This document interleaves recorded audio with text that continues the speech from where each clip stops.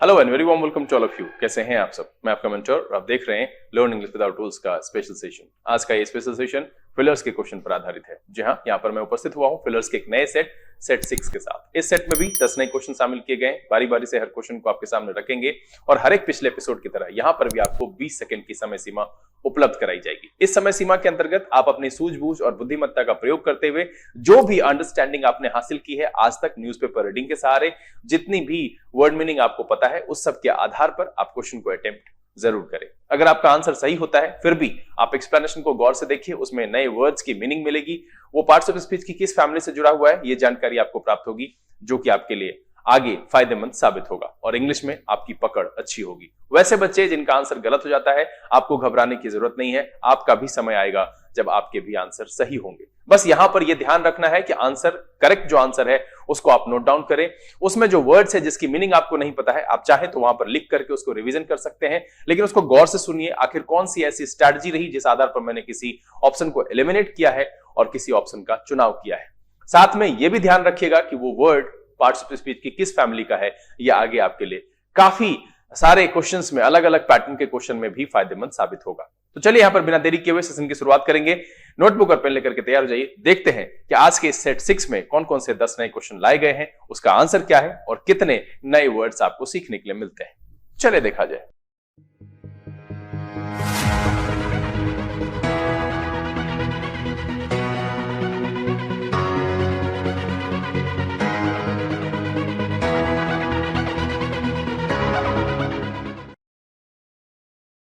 आइए हम आज के सेशन की शुरुआत करते हैं और बारी बारी से इस सेट में लाए गए क्वेश्चन को आपके सामने रखते हैं। जैसे कि मैंने पहले ही कहा है कि आप अटेम्प्ट जरूर कीजिएगा क्वेश्चन को, क्योंकि आपके अटेम्प्ट का सफल होना या ना होना, यानी कि आंसर का सही होना या गलत होना, उतना मायने नहीं रखता है जितना आपका अटेम्प्ट करना। क्योंकि जब आप किसी क्वेश्चन को अटेम्प्ट करते हैं तो उसे पढ़ते हैं, उसको अपने सूझबूझ के हिसाब से एडजस्ट करके उसका आंसर ढूंढने की कोशिश करते हैं, और यह प्रयास कहीं ना कहीं आगे जाकर के आपके लिए बहुत फायदेमंद साबित होगा। इसलिए क्वेश्चन को अटेम्प्ट करने से चूकिएगा नहीं। अपनी जितनी बौद्धिक क्षमता है उसका अधिकतम प्रयोग करते हुए आंसर जरूर करने की कोशिश करिएगा। सेशन को शुरू करेंगे, लेकिन उससे पहले जो लोग इस चैनल पर नए हैं, चैनल को सब्सक्राइब कर लीजिए, बेल आइकन जरूर प्रेस कीजिएगा ताकि यहाँ से अपलोड की गई वीडियोस की नोटिफिकेशन आपको मिले और आपका कोई भी सेशन मिस ना हो।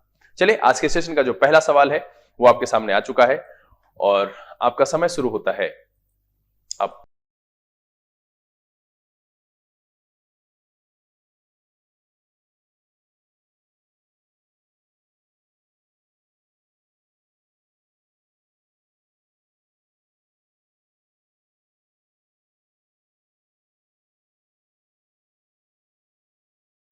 Times up. देखिए क्या कह रहा है कि द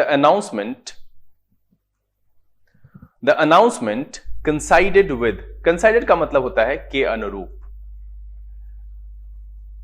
या होता है मेल खाना, मतलब किसी चीज के अकॉर्डिंग होना। ठीक है, कह रहा है द अनाउंसमेंट कंसाइडेड विद, एक फिलर है, of military action dash the rival. और ये जो मिलिट्री एक्शन है ना, इसके लिए एक प्रीपोजिशन है action against, military action against. ये फिक्स है कि इसके साथ इसी का प्रयोग होगा, और वो मेरा न इसमें है, न इसमें है, न इसमें है, मेरे डी में दिख रहा है। तो ये पता चल गया कि इसका जो आंसर है वो आपका डी होगा। ठीक है, कह रहा है the announcement considered with threats of military action against the rival, और कहता है कि उससे मेल खाता है, उस धमकी से मेल खाता है कि भाई मिलिट्री एक्शन किया जा सकता है राइवल के खिलाफ। तो अगेंस्ट का प्रयोग यहां पर सबसे सटीक है। अब देखिए ये जो फेलिसिटेशन है, इसमें जो TION लगा हुआ है, ये नाउन सफिक्स है, आप जानते हैं। कई बार मैंने एफिक्सेस एंड रूट वर्ड में इसकी चर्चा की है। जिन लोगों ने वो एपिसोड नहीं देखा है आप देखिए जरूर। इसका मतलब होता है बधाई या धन्यवाद।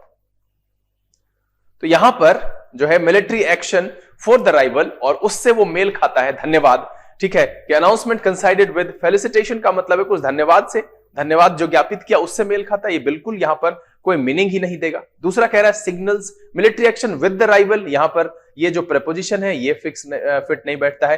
अगर हम military action of the rival कहें तो नोटिस उतना बेहतर मीनिंग नहीं दे रहा है जितना बेहतर मीनिंग मेरा डी आ रहा है कि the announcement considered with threats of military action against the rival. इसलिए ये भी यहां से एलिमिनेट हो गया, और military action favouring the rival, ये कैसे, warning of military action favour कैसे करेगा, ये दोनों वर्ड ही उल्टा है। तो जो मैंने पहले ही कहा कि इसका जो आंसर है वो हो गया आपका डी। कैसे समझा हमने कि यहां पर जो एक्शन अगेंस्ट, अगर हम किसी के प्रति कोई कार्यवाही करते हैं तो वो उसके खिलाफ होता है और वहां पर जो प्रेपोजिशन यूज होता है वो अगेंस्ट होता है, इसको ध्यान में रखिएगा।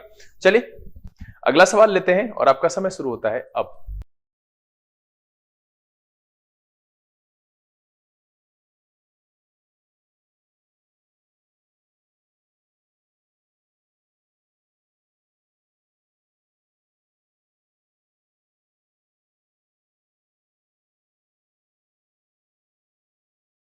Times up. देखिए क्या कह रहा है, विधानसभा वोटेड टू, और एक फिलर है द बैन, और फिर एक फिलर है ड्रिंकिंग। अब हम देख रहे हैं कि हर ऑप्शन में प्रेपोजिशन दिख रहा है, सिर्फ ऑप्शन नंबर सी को छोड़ करके। ठीक है, कह रहा है विधानसभा वोटेड टू, तो ये जो बैन है ना, इसके साथ ऑन प्रेपोजिशन जो है वो लगाया जाता है, बैन ऑन समथिंग। ठीक है, क्या लगाया जाता है, बैन ऑन समथिंग। तो अब देखिए कि इसके लिहाजन सीधा सीधा है कि यहां से मेरा डी नंबर जो आंसर है वो फिक्स हो गया कि भाई इसका आंसर जो है वो डी होगा, क्योंकि और सारे ऑप्शन में फॉर है, ऑफ है, फ्रॉम है, तो इस लिहाजन ये भी एलिमिनेट हो गया, ये भी एलिमिनेट हो गया, ये भी एलिमिनेट हो गया। सी नंबर को हम अंडर कंसिडरेशन रखते हैं, क्योंकि मेरा काम है समझाना, तो मैं एक एक पॉइंट आपको समझाऊंगा। तो विधानसभा वोटेड टू रिपील, अब इसका रिपील का मतलब ये जो है ये वर्ब की तरह भी इस्तेमाल होता है और नाउन की तरह भी इस्तेमाल होता है। इसका मतलब होता है निरस्त करना। क्या होता है, निरस्त करना, या होता है रद्द करना। ठीक है, तो जो ड्रिंकिंग पर बैन है उसको निरस्त करने के लिए, रद्द करने के लिए वोट किया विधानसभा ने। The Vidhan Sabha voted to repeal the ban on drinking. तो ये मेरा सुटेबल है, पहला जो फिलर का वर्ड है वो भी सटीक बैठ रहा है, दूसरा जो है वो भी सटीक बैठ रहा है। रिवोक जो है ये भी वर्ब की तरह इस्तेमाल होता है और इसका मतलब भी होता है रद्द करना। ठीक है, रद्द करना। ठीक, या कह सकते हैं नामो निशान मिटा देना, नामो निशान मिटा देना, इसका भी इस्तेमाल किया जाता है। लेकिन ये जो ऑफ प्रेपोजिशन है ये बैन के साथ नहीं इस्तेमाल होता है, तो हम उसको नहीं कर सकते, बैन ऑन यूज होता है। इन्वोक का मतलब होता है उपयोग करना, उपयोग करना, या कह सकते हैं शुरू करना। ठीक है, या आप कह सकते हैं इसको उत्पन्न करना। तो यहां पर देखिए कि the Vidhan Sabha voted to invoke the ban. अब यहां पर है उपयोग करना, ये भी कहीं ना कहीं सुटेबल नहीं, और सबसे बड़ी बात की जो प्रेपोजिशन है ये आपका यहां पर सुटेबल नहीं है। प्रोहिबिट जो है वो वर्ब की तरह इस्तेमाल होता है, इसका मतलब होता है मना करना, और प्रिवेंट का मतलब होता है रोकना। ठीक है, प्रिवेंट का मतलब होता है रोकना, और ये भी वर्ब की तरह इस्तेमाल होता है। तो देखिए the Vidhan Sabha voted to prohibit the ban prevented drinking. अब ये जो कॉम्बिनेशन है प्रिवेंटेड ड्रिंकिंग, यही सुटेबल नहीं लग रहा है। वोटेड टू प्रोहिबिट, जब प्रोहिबिट किया, बैन, प्रिवेंटेड ड्रिंकिंग, ये सब नेगेटिव वर्ड है और कॉम्बिनेशन जो है कहीं ना कहीं यहां पर ये गड़बड़ हो रहा है। रिफ्रेन का मतलब होता है दूर रहना। ठीक है, बचना। ठीक है, या होता है परहेज करना। ठीक है, क्या होता है, परहेज करना। अब देखिए कि ये भी जो है वर्ब और नाउन दोनों तरीके से इस्तेमाल होता है, और रिफ्रेन के साथ एक जानकारी मैं यहां पर आपको दे दूं कि रिफ्रेन के साथ फिक्स है कि रिफ्रेन के साथ जो है वो फ्रॉम यूज होता है, प्रीपोजिशन के तौर पर रिफ्रेन फ्रॉम यूज होता है, लेकिन बैन के साथ नहीं होता है। इसलिए मेरा जो ये ऑप्शन है ये भी यहां से एलिमिनेट हो जाएगा। फाइनली जो इसका आंसर है वो आपका डी है। कैसे, बहुत आसानी से पता चल गया। देखिए मैं इतना समय इसलिए लगाया क्योंकि मैं हर एक वर्ड आपको समझाना चाह रहा था, दैट्स व्हाई मैंने इतना थोड़ा समय ज्यादा ले लिया। यहां सीधा सा है बैन ऑन ड्रिंकिंग है, ये सबसे सुटेबल है और वो एक ही जगह है, इसलिए इसका जो आंसर है वो है डी। चलिए अगला सवाल लिया जाए और आपका समय शुरू होता है अब।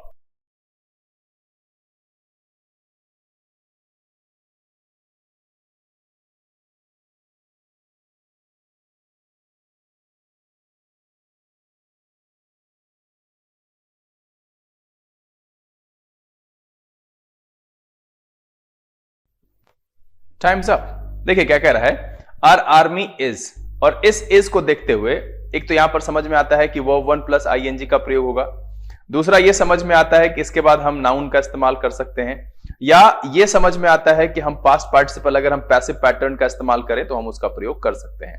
हम ऑप्शन में देख रहे हैं कि यहां पर भी पोस्टेड है, असेंबल्ड है, फाइटिंग है, ये भी हो सकता है, एक्यूमुलेटेड है और डिप्लॉयड है। तो सब जो है मेरी डिमांड के हिसाब से आईएनजी है या नाउन है या पास्ट पार्टिसिपल है वो वहां पर मौजूद है हर ऑप्शन में।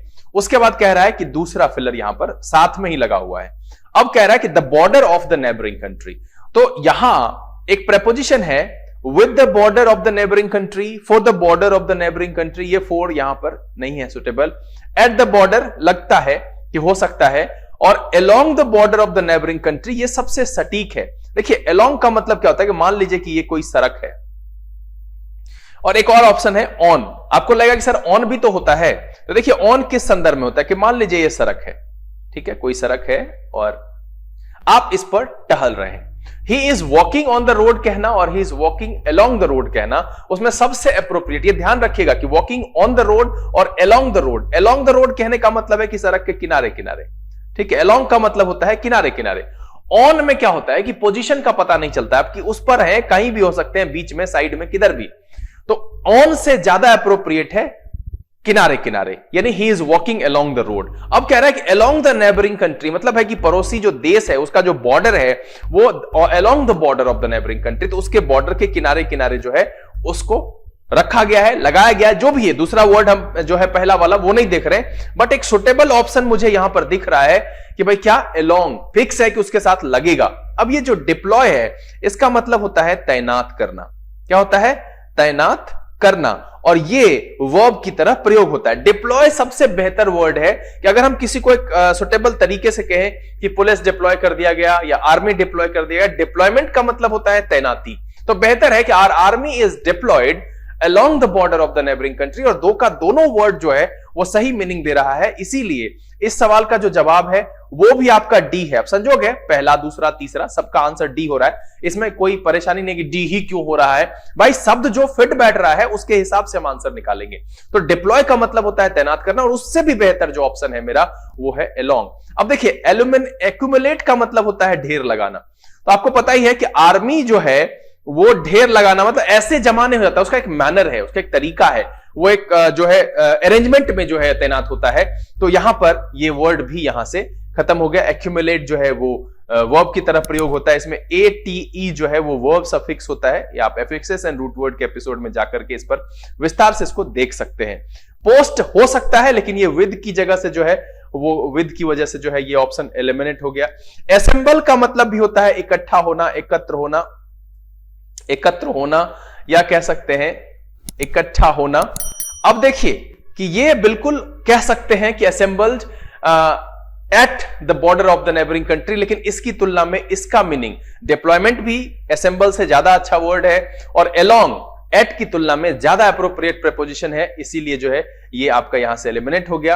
Are army is fighting on the border of the neighbouring country. अब उसके बॉर्डर, उसके नेबरिंग कंट्री के बॉर्डर पर क्यों लड़ेगी भाई, उसके किनारे अपने देश के हिस्से से लगेगा। मीनिंग यहां पर कुछ जो है गड़बड़ हो जाता है। सबसे शानदार मीनिंग जो सटीक आ रहा है वो आ रहा है our army is deployed along the border of the neighbouring country, और बिल्कुल ये सही मीनिंग दे रहा है। इसीलिए इस सवाल का जो जवाब है वो है आपका डी। चलिए अगला सवाल लिया जाए और आपका समय शुरू होता है अब।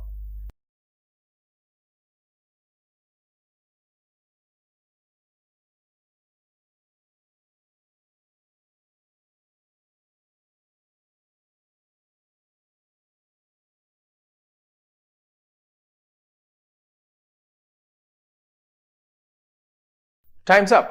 कह रहा है द टीचर, यहां पर एक फिलर है, his students being late to school, मतलब है कि स्कूल लेट आया है, उसके लिए क्या करेगा भाई, उसके लिए वहां पर क्या क्या हो सकता है, चिल्ला सकते हैं, ठीक है। रिमाइंड का मतलब होता है याद दिलाना, स्मरण कराना, ठीक है, स्मरण कराना। तो ये भाई जो है यहां पर सुटेबल नहीं होगा भाई। जब लेट आएंगे तो या तो डांट सुनना पड़ेगा, या फिर आपको चेतावनी मिल सकती है, या फिर आपकी निंदा हो सकती है, या फिर आपको फटकार लग सकता है, तो ये होना चाहिए। लेकिन यहां पर रिमाइंडेड है स्टूडेंट्स विद बीइंग लेट, ये विद बीइंग जो है यहां पर ठीक नहीं है, सुटेबल नहीं है स्टूडेंट्स।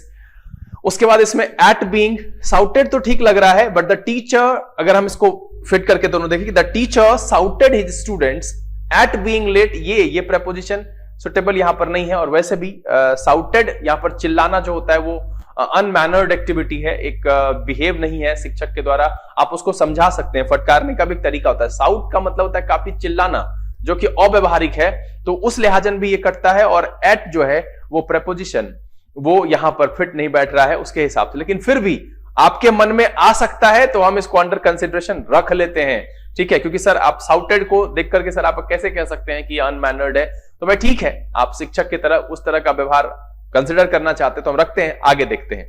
दूसरा है रिप्रिमेंडेड। इसका मतलब होता है फटकार लगाना, ठीक है।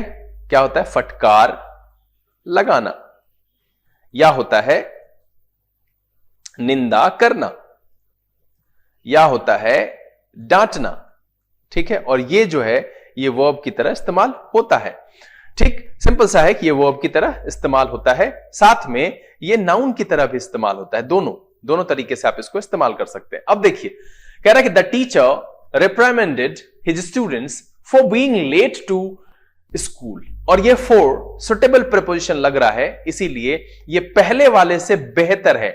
यहां पर आप चिल्लाने से ज्यादा बेहतर है कि फटकार लगाना, निंदा करना, डांटना, ये बेहतर शब्द है चिल्लाने की तुलना में, इसीलिए ये अब तक का मेरा आंसर दिख रहा है, ठीक है। सी ऐसे भी पहले से एलिमिनेट हो गया है। अब कह रहा है the teacher taught his student for being late to school. ये कहीं से भी है, ऐसा नहीं है कि लेट हो जाएगा तो उसको सिखाएंगे, पढ़ाएंगे, पहले डांट लगाएंगे फिर बाद में पढ़ाएं, वो अलग चीज है, ये यहां से एलिमिनेट हो जाएगा। Teacher narrated his students of being, फिर से यहां पर प्रपोजिशन इसकी तुलना में बेहतर नहीं है, फोर की तुलना में, तो ये यहां से एलिमिनेट हो जाता है। दैट्स व्हाई इसका जो आंसर हो जाएगा वो हो जाएगा बी। सिंपल सा है कि ये रिमाइंड का मतलब जो है ये वर्ब की तरह इस्तेमाल होता है। नैरेट जो है ये भी जो है वर्ब की तरह इस्तेमाल होता है। इसका मतलब होता है बयान करना, ये बयां करना या कहना, इसी से बना है नरेशन, ठीक है। कहना या फिर कह सकते हैं विवरण करना, जो भी कह लीजिए इसको। तो ये भी सुटेबल नहीं है। मेरा जो सटीक आंसर है इसका आंसर है बी। चलिए अगला सवाल लिया जाए और आपका समय शुरू होता है अब।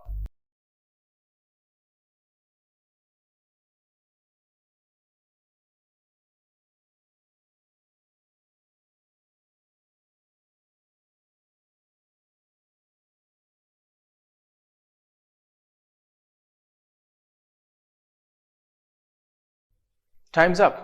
देखिए क्या कह रहा है। द वेल नोन जज हु वॉज अर्लियर, एक फिल इन द ब्लैंक्स है, to head the delegation has now given his. अब यहां पर क्या लग रहा है कि पहले माने हुए थे अब मना कर दिया, पहले मना कर दिया था अब मान गए, पहले इच्छा नहीं जाहिर की थी अब कर दिया। ऐसा सेंस पढ़ के लग रहा है कि द वेल नोन जज who was earlier to head the delegation has now given his, और दूसरा फिलर वहां पर है। मतलब यह है कि पहले वो माने हुए थे अब मना कर दिए, पहले मना कर दिए थे अब मान गए, ऐसा सेंस आएगा। पहले इच्छा जाहिर की थी अब मना कर दिए, पहले अनिच्छा जाहिर की थी और अब मान गए, यही सेंस यहां पर आता है। सेंटेंस को पढ़ करके यही लग रहा है। अब देखिए कि रिलक्टेंट का मतलब होता है अनिच्छुक। क्या होता है? अनिच्छुक, मतलब जिसकी इच्छा ना हो, और ये एडजेक्टिव की तरह इस्तेमाल होता है। कंसेंट जो है वर्ब और नाउन दोनों की तरह इस्तेमाल होता है और इसका मतलब होता है सहमति। जरा हम इसको देखें कि द वेल नोन जज who was earlier reluctant to head the delegation, मतलब पहले जो अनिच्छुक थे has now given his consent, तो उन्होंने अब अपनी सहमति दे दी है। क्या कह रहा था? वेल नोन जज who was earlier reluctant to head the delegation has now given his consent. मैंने पहले ही कहा कि सेंटेंस को पढ़ करके यही लग रहा है कि पहले मान गए थे अब मना कर दिया, ठीक है। पहले मना कर दिया था अब मान गए, पहले अनिच्छा जाहिर की अब मान गए, या पहले इच्छा जाहिर की अब मना कर दिया, मतलब उल्टा मीनिंग आ रहा है, ठीक। तो क्या कह रहा है कि द वेल नोन जज हु वॉज अर्लियर रिलक्टेंट, जो पहले अनिच्छुक थे, to head the delegation has now given his consent. तो अभी तक तो ये सही लग रहा है, तो हम ए को अवश्यंभावी आंसर, मोस्ट प्रोबेबली मान सकते कि ये आंसर होगा, लेकिन आगे भी ऑप्शन हम देख लेते हैं। अब एगर, इसका मतलब होता है उत्सुक, ठीक है, ये एडजेक्टिव की तरह इस्तेमाल होता है। अप्रूव का मतलब होता है सहमति देना, ठीक है, सहमति देना या मान जाना कह सकते हैं आप इसको, ठीक है, और ये वर्ब की तरह इस्तेमाल होता है।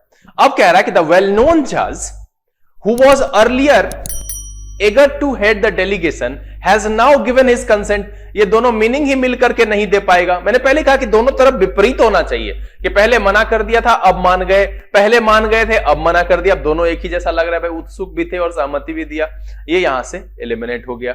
ठीक है, अब कह रहा है कि द वेल नोन जज who was earlier requested to head the delegation has now given his chances, ये मीनिंग ए की तुलना में भैया कहीं से भी सटीक और सुटेबल नहीं है। ठीक है, द वेल नोन जज who was earlier forced to head the delegation has now given his unwillingness. भाई फोर्स जब होगा तो अनविलिंगनेस कैसे होगा, अनिच्छा कैसे जाहिर करेंगे? अनविलिंगनेस का मतलब सीधा सा है कि अनिच्छा जाहिर करना, और फोर्स का मतलब होता है दबाव डालना। ये सब कॉमन वर्ड है। तो यहां पर सिंपल सा है कि फोर्स करेंगे तो अनविलिंगनेस की कहां से स्थिति आती है? अगर हम किसी ऑथोरिटी का प्रयोग करते हुए उन पर दबाव डालें तो फिर वो अनिच्छा कैसे जाहिर कर सकते हैं? द वेल नोन जज who was earlier forced to head the delegation has now given his unwillingness. It's not possible. ये ए की तुलना में बेहतर मीनिंग एक्सप्रेस नहीं करेगा। कह रहा है कि द वेल नोन जज who was earlier expected to the delegation has now given his assurances, और जो एश्योरेंस है इसका मतलब होता है सहमति देना, बताना, बोलना। अब देखिए एक्सपेक्ट उम्मीद की गई थी उनसे, तो ये इसकी तुलना में अगर हम ए देखिए, सबसे पहले क्या कहते हैं, मैंने पहले ही कहा है कि फिलर्स को हमेशा से ध्यान रखिए। अगर आपको कोई एक सटीक आंसर दिख रहा है कि मोस्ट प्रोबेबली वही मेरा आंसर है, दोनों वर्ड सटीक है, सबसे अप्रोप्रिएट है, तो उसकी तुलना में हम बाकी सबको एलिमिनेट करके देखते हैं। तो यहां कह रहा है कि द वेल नोन जज who was earlier expected, expect करने का मतलब होता है उम्मीद करना, to head the delegation has now given his assurance. तो दोनों लगभग एक ही जैसा मीनिंग आ गया ना। मैंने पहले क्या कहा था कि दोनों जो है सेंटेंस पढ़ के लग रहा है कि विपरीत होना चाहिए। पहले भी उम्मीद की गई थी और सहमति, भैया उम्मीद जब की गई थी सहमति तो एज यूजुअल बात है, तो उससे बेहतर मीनिंग जो है वो ए का है। एंड दैट्स व्हाई फाइनली अब जो यहां पर तय हुआ कि इस क्वेश्चन का आंसर है वो है आपका ए।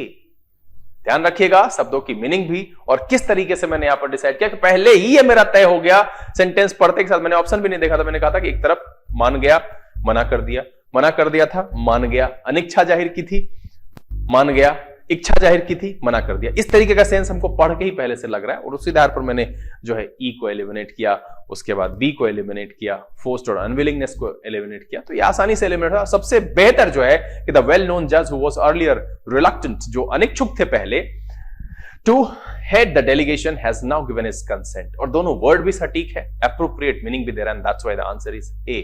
चलिए अगला सवाल लिया जाए और आपका समय शुरू होता है अब।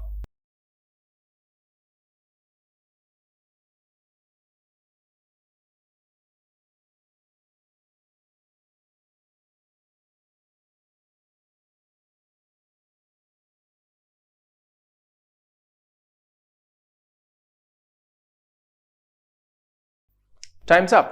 और देखिए बड़ा ही आसान है, कॉमन सेंस अगर आपका काम करता है तो बिल्कुल आप इसको बना सकते हैं। लिख करके मुझे बताइएगा जरूर कि इस क्वेश्चन का आंसर आपका सही हुआ या गलत हुआ। कह रहा है कि नन नोज एग्जैक्टली डैश और डैश, दो फिलर है, the wheel itself was first use. तो यहां पर क्या है, यहां पर अब क्या पूछने की जो है जरूरत ही नहीं है, क्योंकि क्या पहले से यूज है, हम व्हील के यूज की बात कर रहे हैं। तो वॉट जहां जहां है वो एलिमिनेट हो जाएगा। देखिए आसानी से, यही कॉमन सेंस की मैं बात कर रहा था कि नन नोज एग्जैक्टली, अब वॉट तो नहीं है, व्हील को यूज करना है, पहले से पता है कौन करेगा, कब करेगा, कैसे करेगा। अब यहां पर यह भी कह रहा है कि नन नोज एग्जैक्टली डैश और dash the wheel itself was first use. अब यहां पर है हु एंड व्हेन, हु और व्हेन द व्हील, तो ये यहां पर जो है ये सुटेबल नहीं है। सबसे पहले यहां अगर इसको देखें और यूज करने की बात है तो इसके लिए एक शब्द जो है वो फिक्स है, हाउ। और देखिए अगर आप इस आधार पर भी ढूंढते, जितना मैंने पहले से कहा, अगर आप सिर्फ इतना समझ जाते, एक तो सबसे पहले कहा कि व्हाट एलिमिनेट हो जाएगा। अब है कि जब यूज करने की बात कर, तो कैसे यूज किया गया, how the wheel itself was first use. तो ये यहां पर हाउ जो है वो सुटेबल है, और ये बड़ी आसानी से यहां दिख गया, दैट्स व्हाई आंसर इज ई। बाकी अब खुद से ही मिलाकर के एलिमिनेट कर लीजिएगा कि भैया व्हाट क्यों नहीं हुआ, कि व्हाट और where the wheel itself, what यहां पर कहीं से भी सुटेबल नहीं है। व्हेन होगा कब यूज किया गया और कैसे यूज किया गया, कब और कैसे, व्हील के यूज के साथ यूज करेंगे। यूज जब ही वर्ड है तो हाउ का प्रयोग होना चाहिए, और हाउ मेरा एक ही ऑप्शन में, that's why the answer is E. चलिए अगला सवाल लिया जाए। और आपका समय शुरू होता है अब।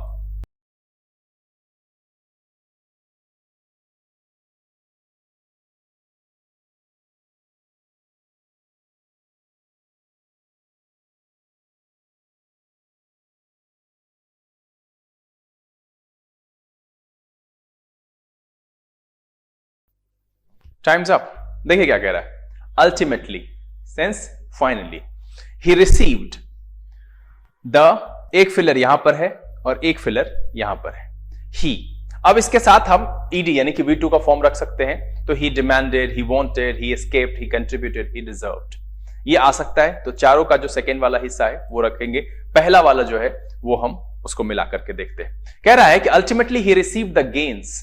अब यहां पर लाभ से है, तो यहां पर सीधा सा है कि ही अर्नड, डिमांडेड नहीं हो सकता है, इसके साथ इसका जो कॉम्बिनेशन है वो गलत है यहां पर, तो ये यहां से एलिमिनेट हो जाएगा। Ultimately he receive the gains he demanded, लाभ जो है वो डिमांड नहीं अर्न किया जा सकता है। सिंपल सा है कि आप, या फिर आप एक्सपेक्टेड कह सकते हैं, जो आपने उम्मीद की थी वो भी वहां पर जो है वो कह सकते हैं कि भाई उसको वो मिला जो उसने उम्मीद की थी, जो उसने कमाया। तो ये जो डिमांड वर्ड है इसके साथ फिट नहीं बैठेगा और मेरे सेंटेंस के मीनिंग को पूरा नहीं करेगा। अब आगे देखते हैं, कह रहा है कि ultimately he receive the honour, honour का मतलब होता है सम्मान, ठीक है।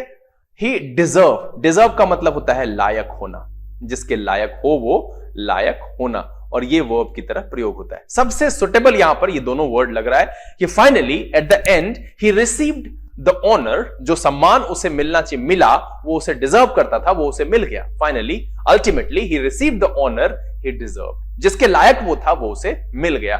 तो अभी यहां तक मेरा मोस्ट प्रोबेबली बी जो है सबसे सटीक आंसर लग रहा है, फिर भी हम आगे देखेंगे।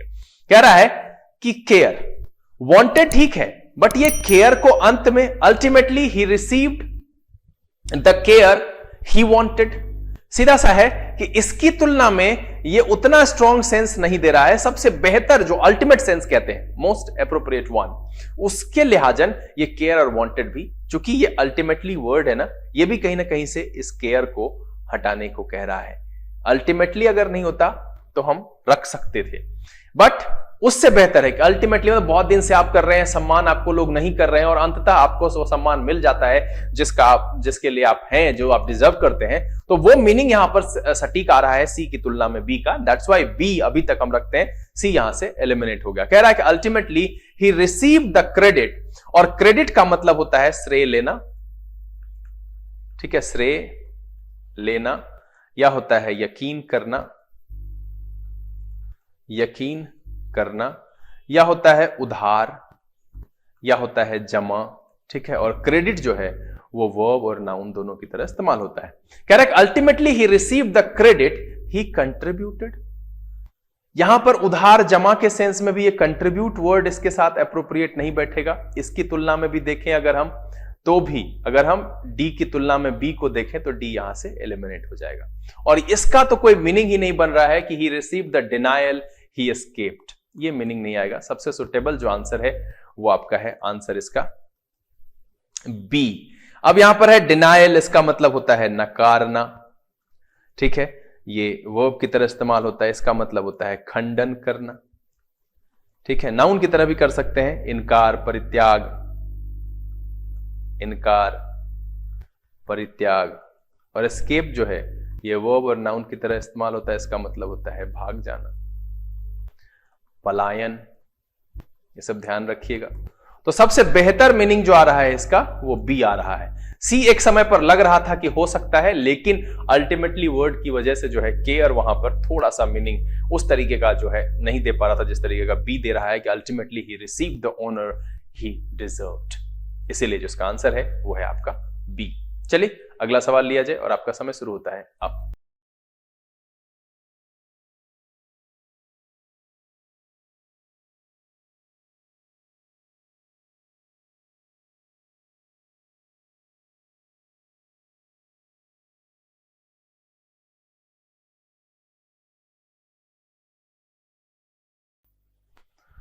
Times up.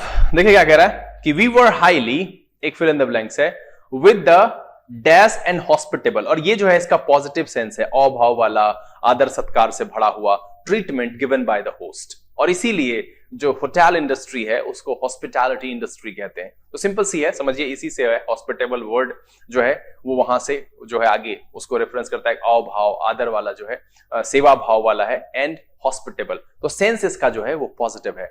तो देखिए पॉजिटिव मीनिंग वाला ही यहां पर आएगा। कह रहा है कि दूसरा देखिए unpleasant, with the unpleasant and hospitable, यहां से खत्म हो गया।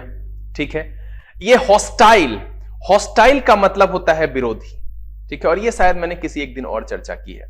विरोधी होता है या इसका होता है प्रतिकूल, और ये एडजेक्टिव और नाउन दोनों की तरह इस्तेमाल होता है। ये जो अमेज्ड वर्ड है इसका मतलब होता है आश्चर्य करना। ठीक है, आश्चर्य करना। अब देखिए अमेज जो है वो वर्ब की तरह भी इस्तेमाल होता है और नाउन की तरह भी इस्तेमाल होता है। अब यहां पर ये भी आपका एलिमिनेट हो गया। क्यों?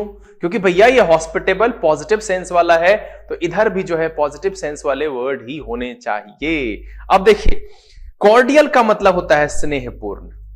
ठीक है, कॉर्डियल का मतलब होता है स्नेहपूर्ण, ये एडजेक्टिव और नाउन दोनों की तरह इस्तेमाल होता है। ठीक है, कॉर्डियल का मतलब स्नेहपूर्ण, या आप कह सकते हैं हार्दिक, या कह सकते हैं आप शिष्ट। तो ये लगता है कि शायद हो दूसरे वर्ड के हिसाब से। ठीक है, पैथेटिक का मतलब होता है दयनीय। ठीक है, क्या होता है? दयनीय, और ये एडजेक्टिव की तरह इस्तेमाल होता है, तो ये भी यहां से एलिमिनेट हो गया। मतलब है कि मेरा बी, मेरा सी और मेरा ई ये एलिमिनेट हो गया। क्यों? क्योंकि हमने दूसरे हिस्से में देखा कि एंड लगा हुआ है, और एंड के दोनों तरफ same kinds of words sense वाले इस्तेमाल होते हैं। पॉजिटिव तो पॉजिटिव, कभी ऐसा सुना है गुड एंड बैड?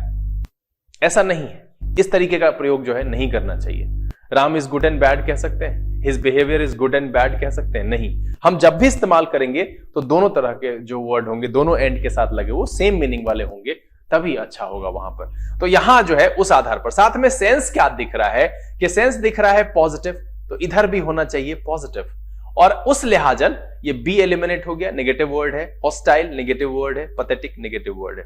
कॉर्डियल रख लिया, ये पॉजिटिव दिख रहा है। अब आगे देखिए, ये कह रहा है वी वर हाईली डिस्करेज्ड, और डिस्करेज का मतलब होता है हतोत्साहित होना।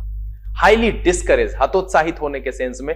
तो भैया जब कॉर्डियल एंड हॉस्पिटेबल ट्रीटमेंट होगा तो हतोत्साहित कैसे हो जाएंगे? ये भी यहां से एलिमिनेट हो जाएगा। फाइनली जो मेरा आंसर बचा वो पहला, कि we were highly impressed with the friendly and hospitable treatment given by the host, और इसीलिए जो इस सवाल का जवाब है वो है आपका ए। देखिए मैंने किस आसानी से एलिमिनेट किया, सिर्फ इसको देखते हुए। हमने इसे देखा यहां पर एंड को, और एंड की वजह से जो है दोनों तरफ सेम काइंड्स ऑफ वर्ड्स होने चाहिए, same kinds of parts of speech भी होना चाहिए, मीनिंग भी सेम होना चाहिए। एक नेगेटिव एक पॉजिटिव नहीं जोड़ सकते वहां पर। तो सिंपल सा है कि ये ध्यान रखना चाहिए कि इसका नेचर है वो कि same kinds of parts of speech जोड़ता है, सेम मीनिंग वाले शब्द को हम यहां पर जोड़ सकते हैं। तो पहले जो है अनप्लेजेंट हट गया, हॉस्टाइल हट गया, पैथेटिक हट गया, हमने कॉर्डियल और फ्रेंडली रखा, आसानी से जो है डिस्करेज्ड वहां से एलिमिनेट हो गया। इसलिए इसका जो आंसर हो गया वो हो गया ए। चलिए अगला सवाल लिया जाए, और आपका समय शुरू होता है अब।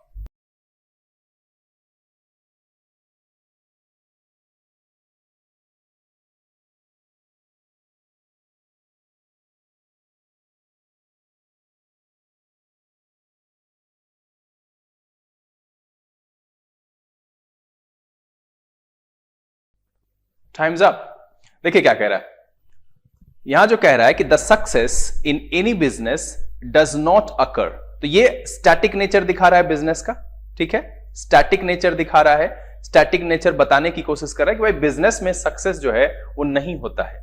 अब यहां पर उसके लिए ऑप्शन दिया है leisurely, automatically, temporary, traditionally and frequently. अब फ्रीक्वेंटली का मतलब होता है many times at short interval, कई बार, बारी बारी से। तो वैसे भी यहां से ये एलिमिनेट हो गया। फ्रीक्वेंटली जो है वो वर्ड उसके साथ सुटेबल नहीं है वहां पर उस संदर्भ में, तो वो एलिमिनेट हो जाएगा। बट हम यहां पर एक मीनिंग अपना क्रिएट करने की कोशिश करते हैं कि क्या हो सकता है।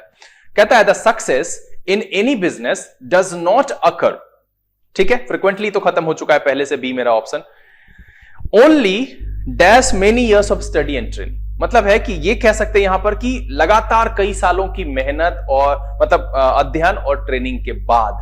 तो एक्चुअली यहां पर जो है वो दिख रहा है आफ्टर, यहां पर मुझे दिख रहा है।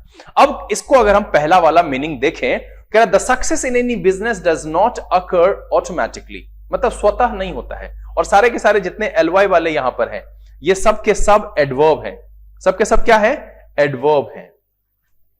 कह रहा the success in any business does not occur automatically but only after many years of study and training. तो ये मोस्ट प्रोबेबली मेरा लग रहा है कि मीनिंग को कंप्लीट कर रहा है, दोनों हिस्सा जो है। डज नॉट अकर ऑटोमेटिकली मतलब खुद ही नहीं हो जाता है, बल्कि कई सालों के अध्ययन और ट्रेनिंग के बाद होता है, but only after many years of study and training. तो ठीक लग रहा है। अब यहां पर लेजरली का मतलब देखते हैं, धीरे धीरे। अब ये मीनिंग को नहीं देगा, वहां पर डज नॉट लगा हुआ है कि the success in any business does not occur leisurely. बिल्कुल बात ऐसी है कि वो धीरे धीरे ही डेवलप करता है, एक ही बार अचानक से रातों रात नहीं हो सकता है। तो ये मीनिंग वैसे भी इस वर्ड के ऑटोमेटिकली के हिसाब से लेजरली वहां पर परफेक्ट नहीं है। अब ट्रेडिशनली का मतलब है कि भाई परंपरागत तरीके से नहीं होता है ये भी, और by only by many years of studying, तो ये इसकी तुलना में मीनिंग सही नहीं दे पाएगा। बाय एक्चुअली आफ्टर जो है यहां पर सबसे परफेक्ट लग रहा है कि भाई कई सालों के अध्ययन और ट्रेनिंग के बाद वो संभव होता है। साथ में ट्रेडिशनली मतलब जो परंपरा है कि भाई आपको स्टडी करनी होगी, ट्रेनिंग करनी होगी, मार्केट सर्वे करना होगा, तो ये फिक्स है। तो वहां डज नॉट लगा हुआ है, दैट्स व्हाई ये ट्रेडिशनली वर्ड वहां पर फिट नहीं बैठेगा।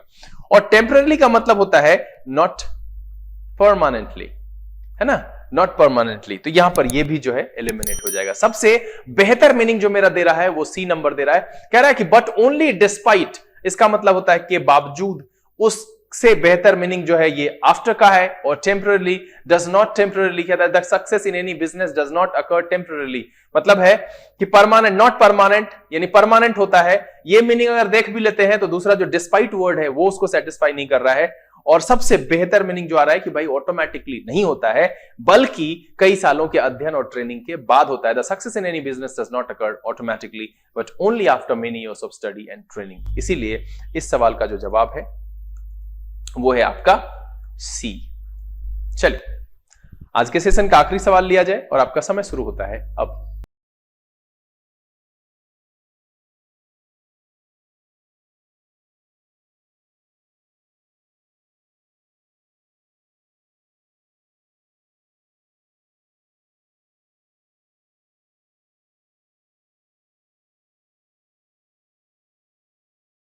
Times up.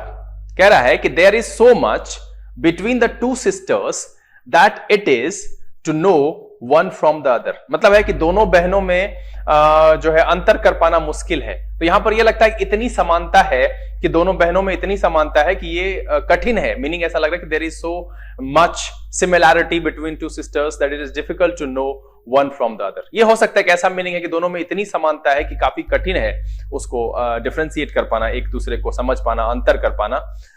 तो देखिए यहां पर एक वर्ड है रिजेम्बलेंस, ये नाउन की तरह इस्तेमाल होता है और इसका मतलब होता है समानता। तो कह रहा है कि there is so much resemblance between two sisters that it is difficult to know one from other. जो मैंने एक प्रेडिक्शन रखा कि सिमिलैरिटी एंड डिफिकल्ट, ये यहां पर आ रहा है, तो मोस्ट प्रोबेबली मेरा आंसर जो है वो ये दिख रहा है कि there is so much resemblance between two sisters that it is difficult to know one from the other. मतलब इतनी समानता है कि भाई काफी कठिन है कि उसको अंतर किया जा सके। अब देखिए कि आइडेंटिटी का मतलब होता है सिमिलैरिटी, कह सकते हैं एकत्व, कह सकते हैं सिमिलैरिटी, ये कह सकते हैं आइडेंटिटी का मतलब होता है एक जैसा। अब यहां कह रहा है कि there is so much identity between two sisters, और ये जो इम्पॉसिबल वर्ड है ना, ये यहां पर सुटेबल नहीं है। ठीक है, दिक्कत हो सकता है पहचानने में, बट ऐसा बिल्कुल ही ना हो कि असंभव हो जाए, तो पहले वाले की तुलना में ये यहां से एलिमिनेट हो जाता है। अब देखिए अगर दोनों में समानता है तो कठिनाई होगी, आसान शब्द यहां पर सुटेबल नहीं होगा, इसलिए यहां से सी भी एलिमिनेट हो जाता है। डिस्पैरिटी जो है वो नाउन की तरह, हाँ ये आइडेंटिटी भी नाउन की तरह इस्तेमाल होता है भाई।